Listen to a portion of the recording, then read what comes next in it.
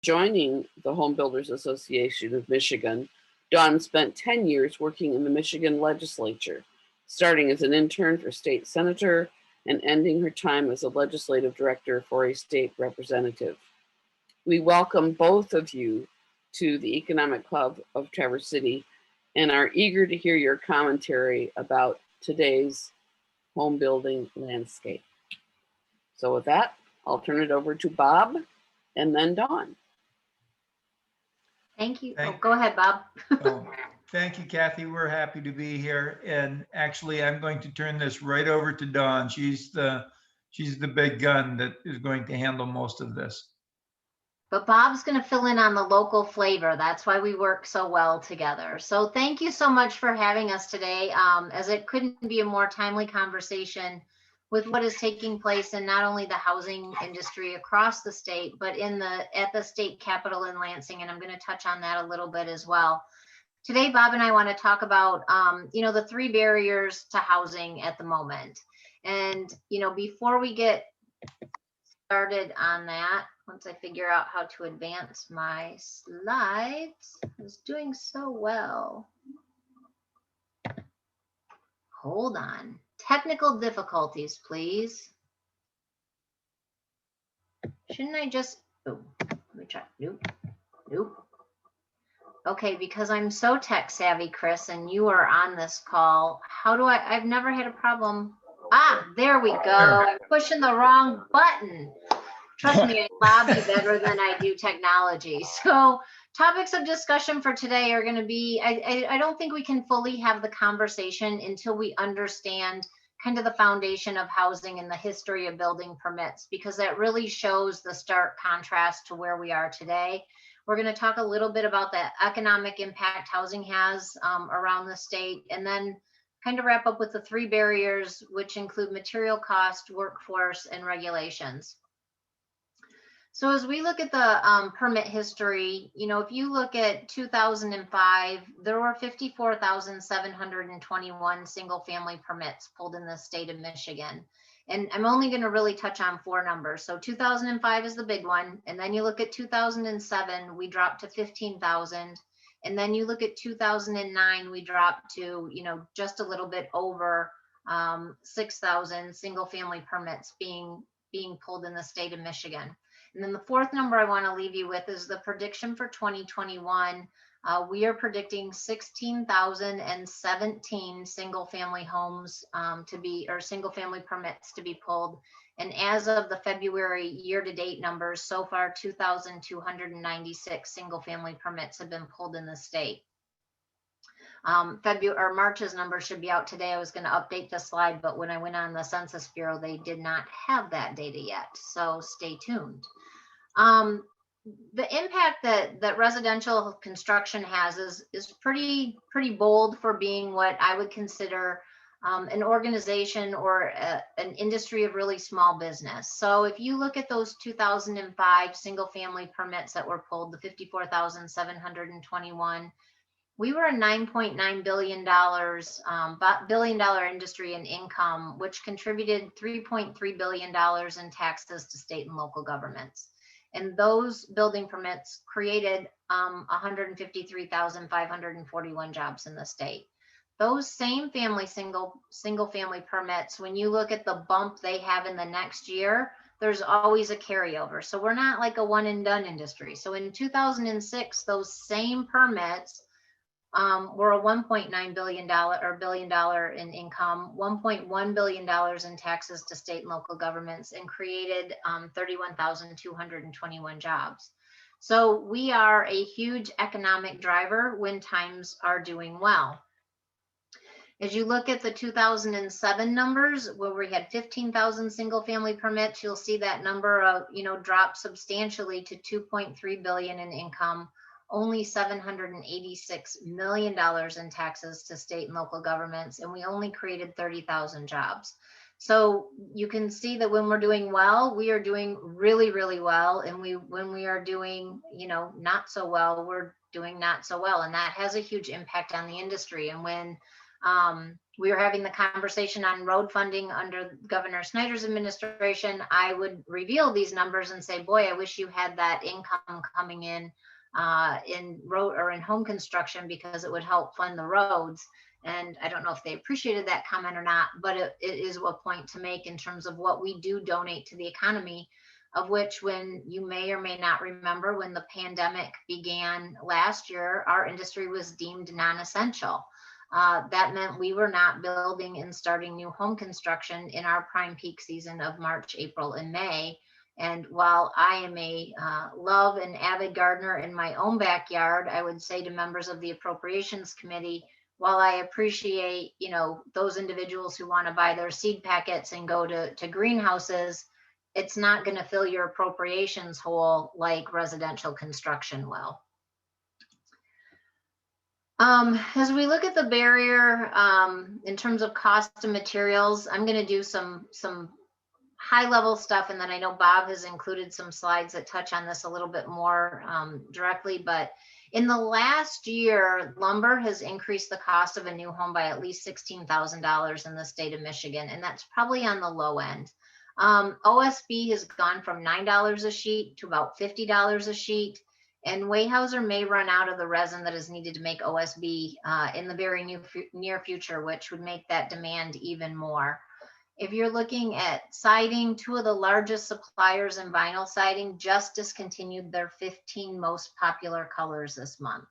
And then, as a real life example from one of our builder members in Kalamazoo as it relates to lumber, in 2019, the lumber cost for a new build that he did was $67,000. And today, for that exact same build, same footprint, same lumber package, the cost is $127,000. And so we're really seeing lumber and roofing, shingles, all materials across the board. It's not just lumber, really increasing the cost of home faster than what somebody can get approval on for that home. And happy to announce, and Bob, you're going to be one of the first to hear it. Our legislative committee at the HBA at the state level has just created a task force to deal with material cost in our industry, to see if there is anything that we can do.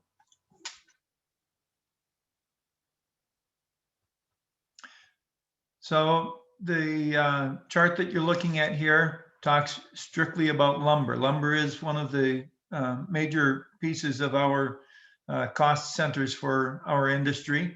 And you can see, just won't go into too much detail on the numbers, but since 2018, we're looking at an 80% increase in the price of softwood lumber. And I actually was just looking at a chart a few minutes ago about futures prices, and I see that futures prices actually have more than doubled in the last year or so for lumber. It's just a huge impact on our industry. And by the way, I want to give credit to David Logan from the National Association of Home Builders. I'm stealing a bunch of his great information here. If we can move on to the next slide, please, Dawn. Locally, many of you have probably seen this article in TCBN. That is our current president, Mike Tucker from Kingsley Lumber, that's pictured there. And as Mike talks about the increase in the framing costs for a house, Dawn mentioned OSB, a couple of big pieces to putting a house together. One is the 2x4s, the framing that is behind Mike there. And the other piece is the OSB, which is the sheet wood. Many of you probably refer to it as plywood, but those are big pieces that go in here. And Mike was just telling me last week, in fact, that from Kingsley Lumber, they put together a load of OSB to go out to a new house. Wasn't really, it wasn't huge. I think it was a 4,000 to 5,000 square foot house probably. And they put together the OSB. He told his driver, be very careful, because I've never sent a $25,000 load of wood out on a truck before. That's that's the kind of increase that we're seeing in prices. If we can move on to the next. So other materials that come into play in building a house, it's not just the wood. This is this slide reflects the inputs to residential construction, less food and energy, because of course there's a lot of electricity, a lot of gas that's run through in building a house, and the food to feed the crews, for example. So just taking out the food and energy, here's a cost, or here's a change in the inputs to residential construction. You can see that even this has increased by about 20%. Next slide, please. And some of the other inputs, there are maintenance and repair costs, but a couple that I want to refer to here. One is that millwork, the windows, the frames, that sort of thing, has gone up more than 10% in the last 12 months, and construction materials overall are up by more than 15%. And again, this is as of earlier this month. If we could go to the next slide, please, Don. And so that's a bit about the materials costs. And actually for the workforce shortage, I'm going to kick that back to Don to start that off if we could. Thank you. As we talk about barriers, and while materials is a new kind of barrier to housing, workforce shortage was a barrier to housing pre-COVID. And a lot of this shortage is kind of the doings, for lack of a better term, of when, if you go back to that chart where I talked about the history of permits, and we saw, that drop from 54,000 to 15,000 to under 7,000, in those times, what we saw as an industry, you saw high schools that had construction trades programs really eliminate those programs. I always say, in 2009, when Katrina hit, that was kind of our industry, Katrina, up here. And we saw a lot of our members leave and go to Louisiana because there was an abundance of work to be done down south. They went to the Carolinas, they went to Texas, they went to, to Kentucky, and they went to where the jobs were. And I used to say, and none of those individuals came back. And I said that once at a Lansing event I was at, and one person raised their hand and said, we came back. And I'm like, great, there's two.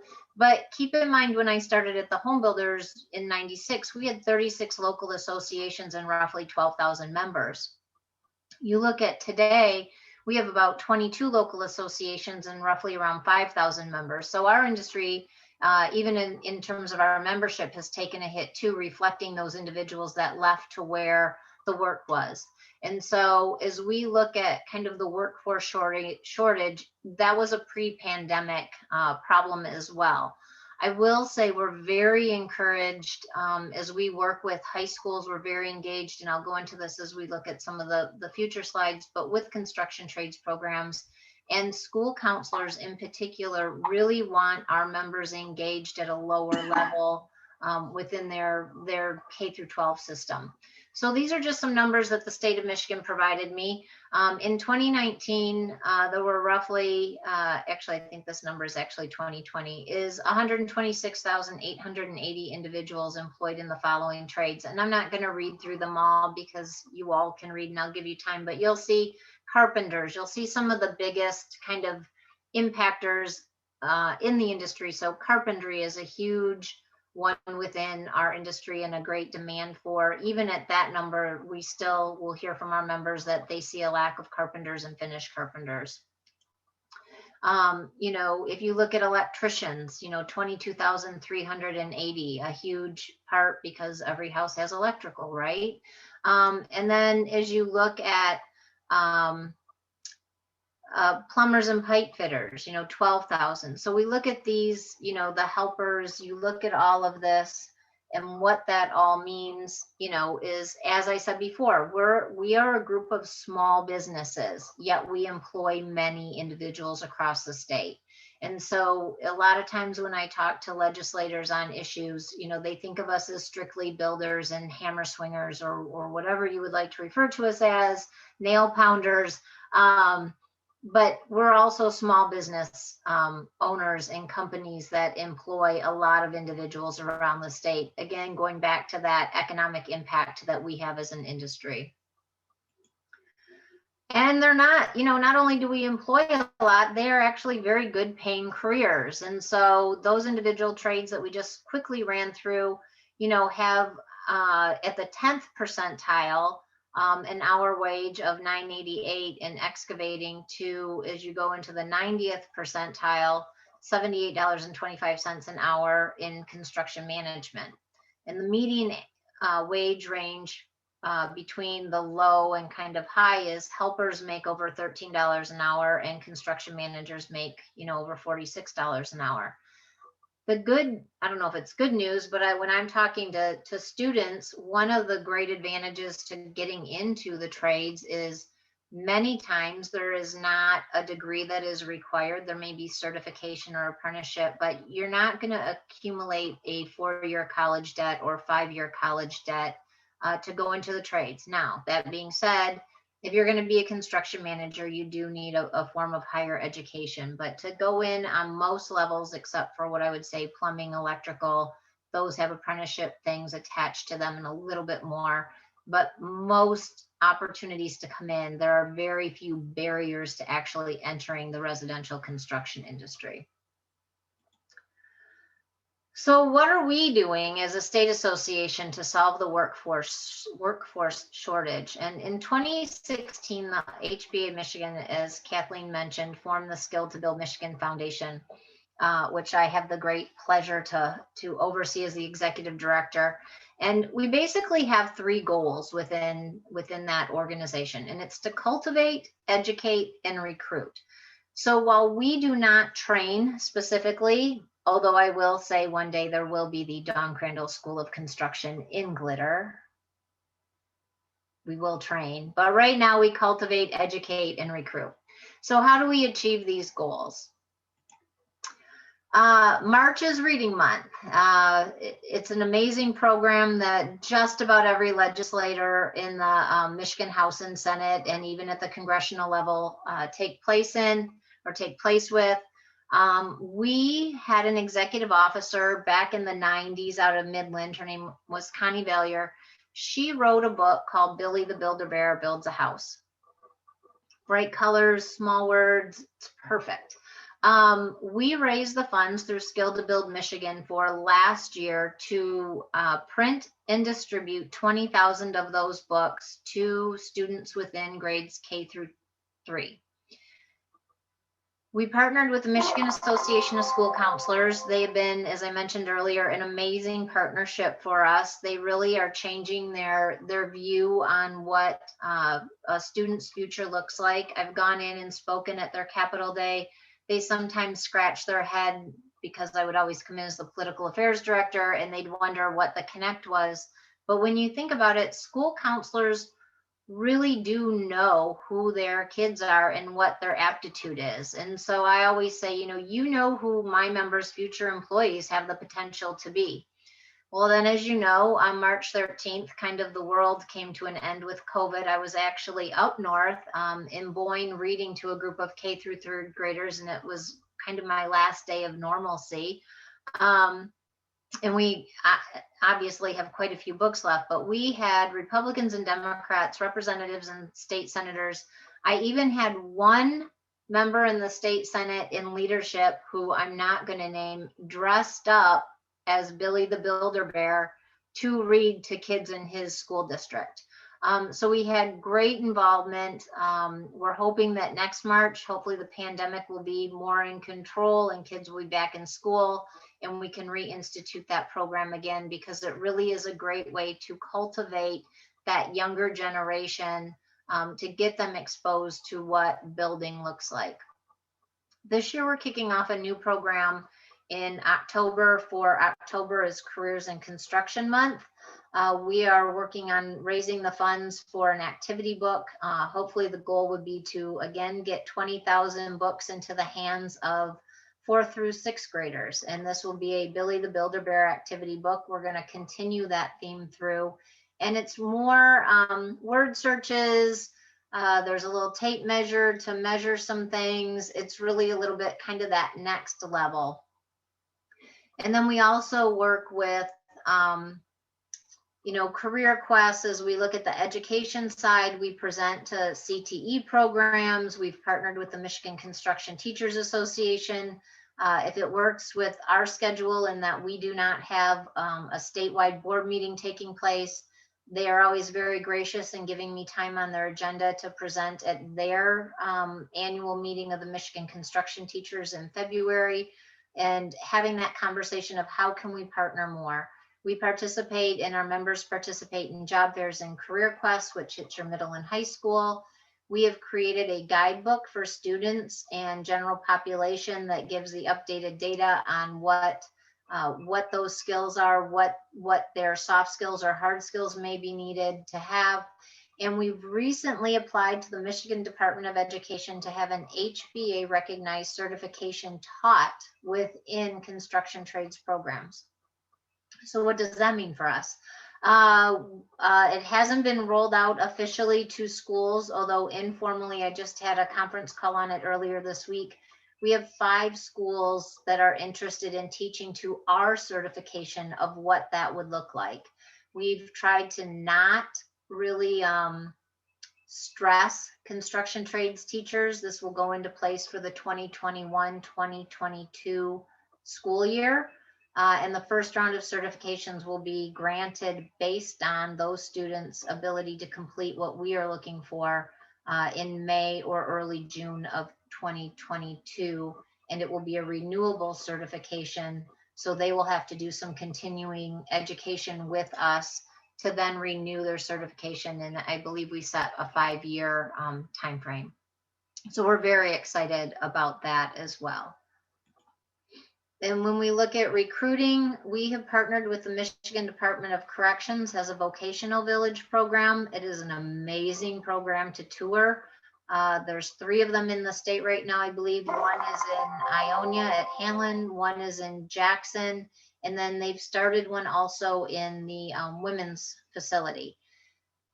Those returning citizens come out and they are certified. They go through a carpentry program, there's a building program, and I believe there's a plumbing program for them to go through. And when they come out, we get their resumes every 2 weeks and we send them to our members who have an interest in hiring a returning citizen and giving them a second chance at life. We've also partnered with the Department of Military and Veterans Affairs. I mentioned a guidebook earlier that targets kind of the Gen Pop. This guidebook was created specifically for veterans. And so when you look at it, we have broken down each branch of the military and looked at their occupational code, what they did in that branch. And then we refer them to the back of the book, which looks at the trades that we track and say, if you did this in the Army, then this is probably the trade you should look at. What we find with veterans, they are highly skilled based on what the military has trained them to do. In many situations, they have rebuilt cities. They have the skills needed, and the legislature has worked extremely hard over the years to remove barriers for veterans to come into the industry. And last year, before we were COVIDed, we were actually on track to go to Fort Hood in Texas. We were asked by the department to join them at one of their largest job fairs to reach out to those Army men and women who are entering the military and looking for their next kind of lot in life. And we were going down there to then recruit them and help recruit them to come back to Michigan and connect with our members who then would hire them within their companies. And hopefully, as vaccinations roll out, I'm not going to get into that political debate, and travel opens up a little bit more and people feel more comfortable, we will be able to engage in some of that as well. We also partnered last year with the Michigan Women's Commission. Again, we were COVIDed and not able to do it, but they were doing a women's veterans run. And we were going to have a booth that we could talk about getting women into the residential construction industry and what that meant as a veteran, and combine the two universes. For local initiatives, I will turn this back over to Bob because this touches on what's being done specifically in Grand Traverse. Thanks, Don. So in the Grand Traverse area, we're doing a lot of the same things that Don has talked about on the state level. We have partnered with NMC, the Builders Exchange, and a lot of generous partners to increase the number of students and other prospects going into construction industry careers in our region. As Dawn indicated in her presentation, it's important that we get to these kids at a young age with our message. So we are talking to the school counselors to make sure that we're getting to them in middle school and high school both, but as early as possible to just have them think about construction as a career. Some of the groups we're specifically targeting, as it mentions here, is high school students, veterans, the community reentry that Don talked about, and also career changers. We've had a number of people who have come to us and gotten scholarships from the HBA, for example, to attend the NMC construction program, coming out of a career in retail or banking or a couple of others. So there are a number of opportunities for us to bring more people into the field, but it's crucial that we do this. I think, just talking off the top of my head here, I believe the number that I heard is that a professional plumber in Michigan, you will find the average age to be in the 50s somewhere. We've got a lot of family. Plumbers are my anecdotal story for this. We've got a lot of family plumbers. They got into it because their parent or their father was a plumber, and now they're moving on. As I said, they're in their mid 50s, and they're getting ready to pass on the business, and they're finding that there's no one to pass it on to. So we need to bring younger people into the field, into the construction industry. One major way that we're working on this, as you see at the bottom of this screen, is our Build Your Life website. Build Your Life is a piece of our big piece of our partnership. I encourage everyone to check out this website just to see what we're doing to encourage young people to. This is targeted especially at young people, but we'll see what we're doing to encourage young people to look at the construction industry for their lifetime career. One point that I would make on that, and you will see, I believe the reference is still there on buildyourlife.net, is we actually we created a chart that shows if you go to college and you come out of that with the average amount of debt, and you go into a couple of different careers, there's a trend line that shows what your income is likely to be. And then we have another line that shows if a student goes into trade school, comes out with no debt, often paid, because that's often paid by their employer as they're working. We call it earn while you learn. But because they come out with no debt, and there's a trend line for what their income is going to be throughout their life. And it's interesting that we get 20 years down the road probably before the line with the heavier debt catches up with the line with from the trade school student in terms of the lifetime income. So please check out that buildyourlife.net website. Dawn, back to you. Thanks. So one of the other things that we find as our third kind of obstacle is really not a lot that we can do at the state level. It deals more with regulatory and zoning issues. And I'm not trying to throw the municipalities under the bus if any of you are from there, because we love you and we've just partnered with them at the state level. But a lot of that is they just don't have the tools to do what they need to work with builders and developers to look at this shortage of workforce housing, which is really, even though we have an attainable issue across the spectrum of price points, really what we're seeing and hearing from everyone is that workforce housing kind of entry level And so when we look at that, that is a huge issue that impacts our members as well, which then impacts communities.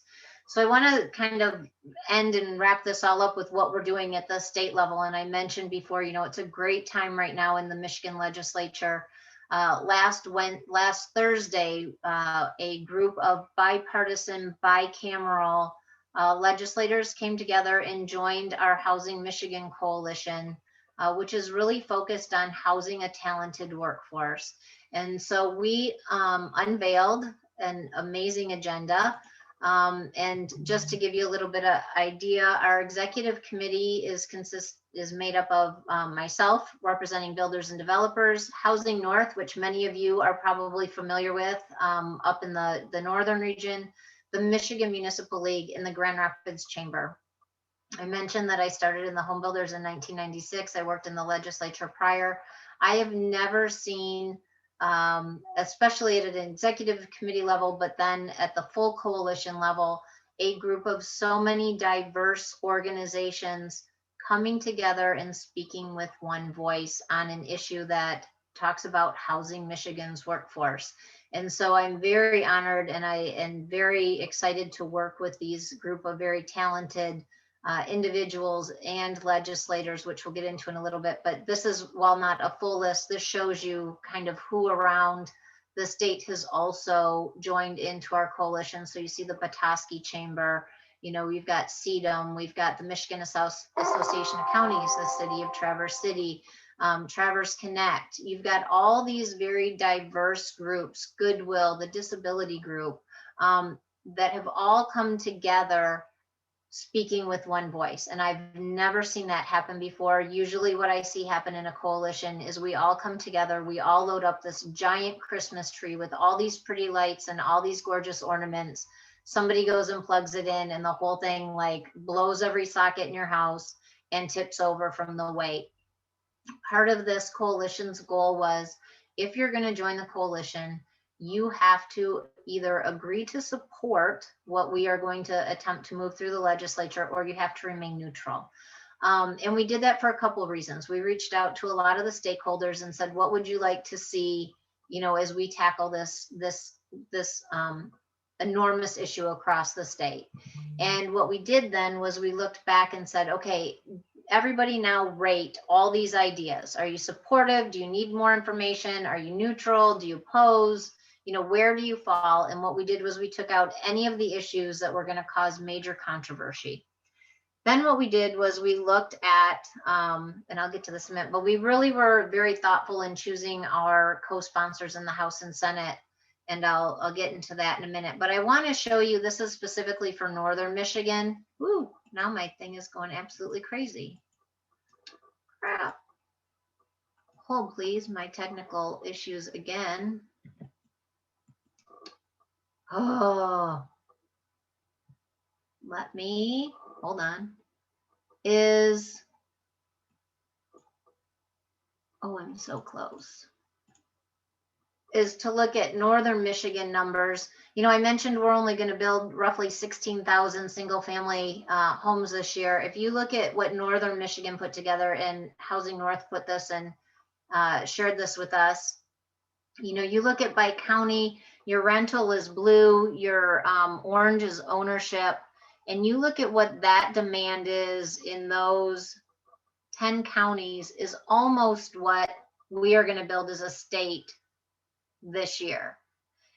And if you look at Kent County, their numbers are even more, where they need about 22,000 units between now and 2025. And so there's definitely this demand that is going to be, you know, need to be addressed. And that's what this coalition's phase one is doing. So last week we introduced legislation on April 15th. Some of these names you'll recognize. Senator Schmidt is one of our leads. His bill has not been introduced yet, but he will be in our second wave, introducing payment in lieu of taxes for housing. All these things that are kind of in common in terms of a common theme is we've really allowed and given local municipalities the tools to work with builders and developers and business to attain that 80% to 120 AMI in their community, because every community looks different. We've also worked to create an employer-supported housing credit, where if an employer wants to help somebody in that 80 to 120% AMI, they can get some credit back. We've expanded NEZs to all municipalities around the state, as opposed to being targeted to certain local units of government.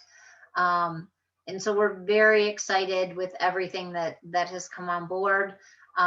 We did also, as a regulatory issue, we are reestablishing the code promulgation committee, which, for those of you, if you're not in the building industry, we have to adopt a code every 3 years. The code that we are currently operating under is the 2015 single state construction code. We did not adopt the 2018 code. We are allowed to skip a cycle, but we're now working on the 2021. The previous governor went to a 2-person promulgation process, which has not worked well for us because they never promulgated it, which is why we never adopted it. We have to now adopt a 2021 code. And what this code promulgation committee would do is have all the stakeholders at the table discussing what our code needs to look like as we move forward and adopt all of our new codes. So what's next? This is not going to solve the housing issue. We're still working on several other bills. We're looking at ways to grow the construction workforce. That'll kind of be phase 2 of this coalition. And we are really urging the legislature to act on these initiatives in a ASAP fashion. So our housing coalition presented to the Workforce and Talent Committee in the House last Thursday on the day of the launch. We are presenting on the 29th to the Senate Economic Development Committee, where all these bills in the Senate have gone, and we expect them to be out of that committee before June. Our end date on all of this is the end of this year. I don't really want to get into politics, but 2022 is going to be a political season where everybody is on the ballot, from the governor, attorney general, secretary of state, 38 state Senate seats, and 110 state House seats. And they're all running under new redistricting lines. And that is not a circus that we really want to get engaged in. So we're going to have a very busy fall, working also on coming up with maybe some funding ideas for the federal funding that still has not been earmarked in this state. How can we put it towards maybe some housing initiatives and some career initiatives? And with that, Bob and I are happy to take any questions. Okay, thank you so much. It's really interesting to see this through your eyes and to see the many ways that the Home Builders Association, both locally and statewide, are working on multiple issues simultaneously. A lot of walk and chew gum, Kathleen. eyes on. So there are several questions up front here having to do with building materials and supplies. And the first one is this: where is the tipping point when rising building materials prices cause demand to drop? At what point does the housing market have a sharp correction or more of a plateau? Or at that point, does the housing market have a sharp correction, or will it be more of a plateau? Well, just jumping in here for a moment, if I knew that, I'd be working for the Fed, at least. But I have been listening to a number of conversations about this. And while the materials costs have been rising greatly, and labor costs have been rising somewhat as well because of the labor shortage, there have been a couple of other factors that are pushing downward on that pressure. One is low interest rates, of course. That, everyone, and this has actually contributed to the housing crunch as well, because interest rates are low. Everyone wants a house, but there isn't the labor, and in many places there isn't the material to build it. So it really causes a real mess. There is potentially that tipping point, that inflection point that sends the market downward, but it isn't in the near horizon yet, I guess is my best answer to that. It's out there somewhere. We don't think we're anything like the bubble that we saw back in the mid aughts, where people were building in California, they were taking no principal payment loans out to build houses on spec. We're not in that sort of situation yet. People are demanding housing, especially as Dawn said, in the middle and even in the workforce housing rungs. There's a big demand for housing, but a lot of it is just people are expanding their lives a little bit. As we all know, the stories from COVID, people like to live in Traverse City if you're able to work remotely. That's contributing to our demand. So there's a lot of hard demand out there. I would not say that we're anywhere or that we are too near the point yet where it's going to turn bad on us. Dawn, have you got anything to add? I do. And I think that's one of the things, like to Bob's point on people wanting to work remotely, and broadband has been a big issue for our industry and for more for home sales. But as you look at that, we were seeing that pre-pandemic too. We were up in Walloon Lake, and I want to say early 2018, and that was a big issue on if individuals now, I mean, everybody loves Michigan because you can live, work, and play here, right? And now with this pandemic, it's become even more apparent that you can live, work, and play out of the same residence, right? Like you don't have to have that commute because so many people are telecommuting into work and all of that. I'm coming to you live from my home office in Holt. So as you look at that, broadband continues to be a big issue that also plays into the where people want to, it goes back to that location.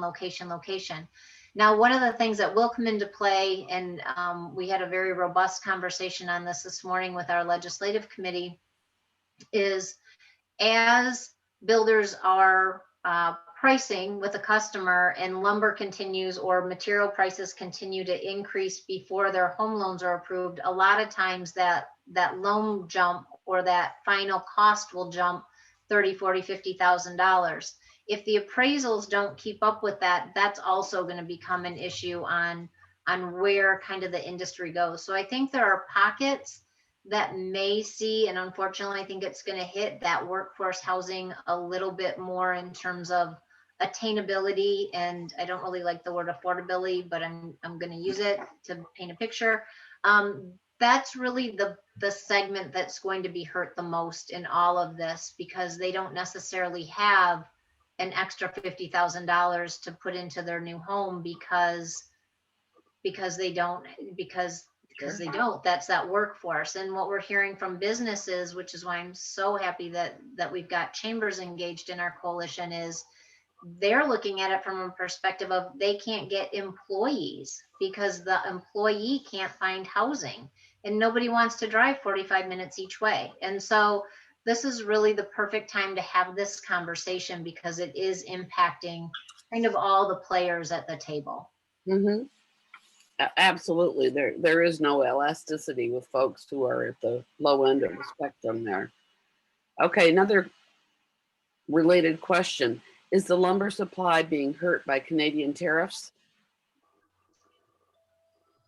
I'm hearing it's not being hurt by Canadian tariffs, but the Canadian tariffs more were of a speed bump than a slower down when the current or the previous president, worked that deal, because we had that conversation today as well. So I don't know that that's as much as the issue, as much as it truly is a supply and demand. And the supply chain, quite honestly, was shut down last year when we were deemed non-essential. And then you take into account the storms where those manufacturing plants maybe down south. That's all. It really is kind of the trifecta right now of impacting housing at all levels. Mm-hmm. Okay, next question. Having said that, I'm sorry. oh, I was just going to add in, having said that, the tariffs are certainly, they're contributing to it. I would agree with Don that they are not the major factor, but they're contributing to it. And we are working to get past that issue. Okay. Relative to the cost of lumber, what use is being made of recycled materials, either in place of lumber or elsewhere in the home? One of the stories that I have heard about this just in the last couple of days, it tends to all be about cost. And as lumber prices skyrocket, frankly, a number of suppliers are starting to look at recycled steel as an alternative. You know, steel joists or steel beams in place of wood. It becomes more financially feasible to use steel. So we're actually at a point where supply chain managers are starting to have that discussion. So there is some. We had this conversation. We have started at the state association because everybody is becoming so Zoom friendly and Zoom oriented to connect, because one of our number one kind of missions and goals at the state association is legislative advocacy on all these issues. So we have started a monthly, I think we're going to do 3 of them, leaders of the legislature, where we bring in those leaders, Republicans and Democrats, to have the conversation on the building industry, to help kind of educate, cultivate, and recruit them to be on our side too, right? So we had Speaker Jason Wentworth, Speaker of the House, and we had Senate Majority Leader Mike Shirkey on. And we actually had this conversation that the Senate Majority Leader brought up and said, you know, maybe as an industry, and we did then kind of snowball into this conversation, we need to look at how we build and what we use as tools. I was fortunate to go over to Saginaw probably about 2 months ago now to look at a youth workforce program where they're doing exactly what Bob mentioned. They are building and being trained in building steel framed houses. And so I'm hoping that in the very near future, they're actually doing this down in Memphis, that I can go down and tour and see what that looks like, and then be able to get some cost comparatives between what a steel framed house, and they're doing that workforce entry. So the smaller homes, you know, more attainable, but see then what like that would look like put up against next to the same, you know, kind of blueprint of a wood stick built home, to see that maybe we do need to have those conversations in our industry as technology innovations come online, what that would look like as an industry and as a market. And wouldn't that be an interesting turn of events? Yeah. Here's another question from somebody who's a fan of HGTV. I see many women and couples who are involved in home building, not just the home aesthetics, but the actual building. Are you finding more women joining the industry? And perhaps you need to think about Betsy, the Building Bear, as the next book. Well, so Kathleen, I really want to do a whole series. I want to have like Billy the Builder Bear, and then I want to have like, you know, maybe Polly the Possum, and be more than just the builder, but bring like maybe Polly the Possum is a plumber. And so really that's my goal. And in addition to the Dawn Crandall School of Construction and Glitter, is to create this whole kind of utopia of animals that represent the building industry as we move forward. I will say in many local associations, there are professional women in building councils that meet on a regular basis. I can think of a few husband and wife teams in our organization that do build more than just the aesthetics. They do the build or the remodel. So we are seeing it. I do think, you know, it's going to take more of those women to maybe step up more a little bit on the forefront, to be, you know, you aspire to what you see, right? So if you see leaders that look like you or individuals that look like you, it shows that you can do it. And so I do think we need to work on that. My favorite students to speak with when I go visit a construction trades class are the girls in the program, because they come at it with such a different perspective. And I'll tell a really quick story. I was down at Washtenaw a few years ago, and there was a young woman named Miranda. Like, I can never remember anybody's name, so why I remember this young woman, I have no idea. But I'm like, Miranda, like, explain to me why you're in construction trades. It's great you are. And she said, well, Dawn, I want to own my own restaurant one day, and I want to be able to actually build it from the ground up. And I'm like, wow, that's great, coming from a woman who can't hang a picture. And then she said, but I don't want to do that anymore. I want to go into animation. I said, all right, Miranda, I was with you from owning a restaurant and building the restaurant. You lost me when you segued to animation. Like, you got to connect the dots for me on that one. And she said, you know, Dawn, all the soft skills that I am learning in this construction trades program, how to communicate, how to work as a team, how to time my, plan my time, how to deal with difficult people, how to resolve conflict, all of those skills are going to transfer with me no matter where I go. And then this is what the girls all say, which is pretty amazing. And when I own my own home, I will know how to fix everything that goes wrong in it. And so they really come at it with a different perspective, and then they tend, no offense to the men on this call, they tend to have more of an eye for detail. And we are seeing more, but I wish we'd see even more step into the field and be leaders for other young women as they are in STEM programs and engineering programs and things like that. Absolutely. Thank you for that. You got a lot of work cut out for you. It's job security. That's right. So, sort of a related question. Are higher wages contributing to the cost of construction? I think you did mention this. And given that talent shortage, how high do you think wages will need to become in order to attract more people to this industry? Bob, you want to tackle that one? Okay, yeah. Well, that's another economist's question. And I think that there will be some upward pressure on wages, no doubt about it, especially as things continue to get tighter, and I think they will in the housing market. We'll have a greater demand, and in terms of the people moving to the area, that sort of thing. So I think there will be some upward pressure on wages, and we'll have to face that.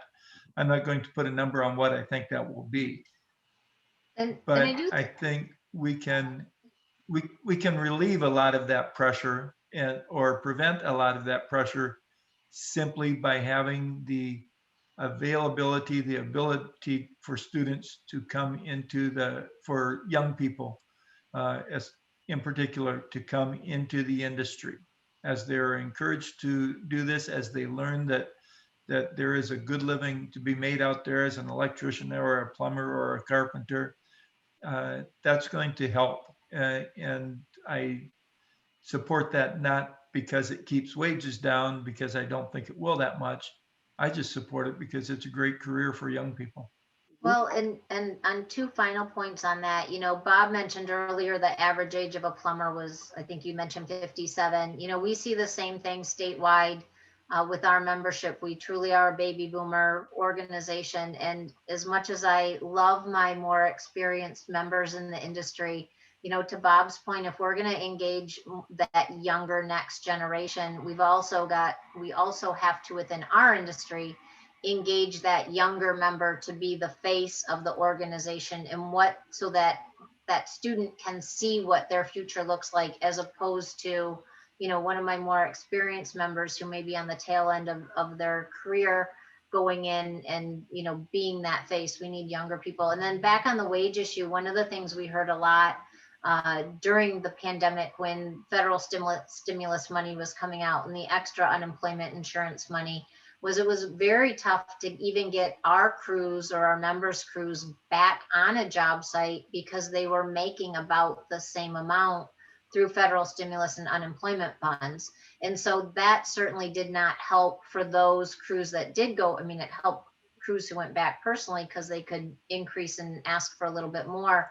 But I think as we see some of this unemployment insurance and federal stimulus money shake out, I think that will help as well in getting kind of our trades back into the trades, because that extra funding isn't coming in. And we heard it from a lot of them. It was easy. Like, why do I want to go back to work if I can, sit on my sofa and not have to do the heavy load and the heavy lift? And I think as that kind of evens out, we'll see those individuals come back into the industry as well.